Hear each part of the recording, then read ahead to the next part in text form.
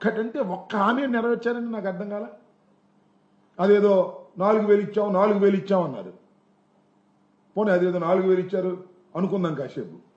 దానిలో మళ్ళీ 3 లక్షల మందిని కోత పెట్టావే, 3 లక్షల మంది తీసేశావు, మళ్ళీ ఇంకా తీయాలనుకుంటున్నావు. ఒక్కటి కాకపోతే ఒక్కటైనా మీరు చేశారని అడుగుతా ఉన్నా. ఉచిత బస్సు అన్నావు, ఏమైంది? బస్సు చూసైంది. తల్లికి 100, ఇదిగో అప్పుడు ఇస్తా అప్పుడు ఇస్తా. మొన్న ఏమంటాడు? ఇన్స్టాల్మెంట్స్గా ఇస్తా అంట. ఇచ్చాడు ఒకసారి ఇన్స్టాల్మెంట్స్గా, గుర్తుందిగా మీకు?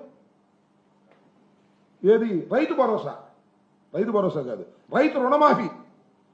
ముందే సొత్తాగా ఇచ్చేస్తా అన్నాడు, తర్వాత ఇన్స్టాల్మెంట్స్ అన్నాడు, తర్వాత స్కేల్ ఆఫ్ ఫైనాన్స్ అన్నాడు. 3 బంగారాలు పెట్టాడు మొత్తం రాష్ట్ర ప్రజానీకానికి.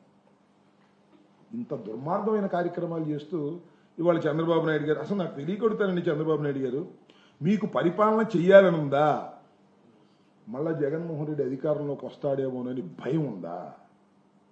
ఆ భయం ఉంది కాబట్టి జగన్మోహన్ రెడ్డి గారు చుట్టూరా ఉన్న వాళ్ళ మీద కేసులు పెట్టి లోపల వేసేస్తే జైల్లో ఉండిపోతే భయపడిపోతారనేటువంటి ఒక ఆలోచన తప్ప, ఈ రెడ్ బుక్ తప్ప అసలు పరిపాలన చేయాలి, ప్రజల్ని మెప్పించడం ద్వారానే రాష్ట్రంలో అధికారంలోకి మళ్ళా రావాలనేటువంటి కోరికే లేనటువంటి ఒక వ్యర్థమైనటువంటి పరిపాలన